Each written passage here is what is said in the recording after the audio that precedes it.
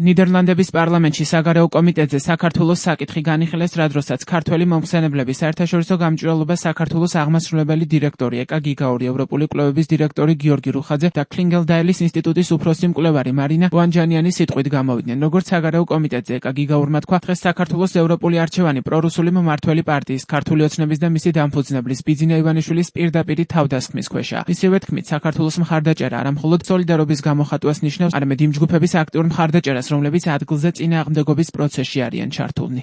ნიდერლანდელ დეპუტატებს გიორგი რუხაძემ უთხრა, რომ საქართველო მიტაცებული სახელმწიფოა. მისი თქმით, საქართველო ავტორიტარული ერების კლუბს, როგორიცაა რუსეთი, ჩინეთი, ირანი, ბელარუსი, უფრო და უფრო უახლოვდება.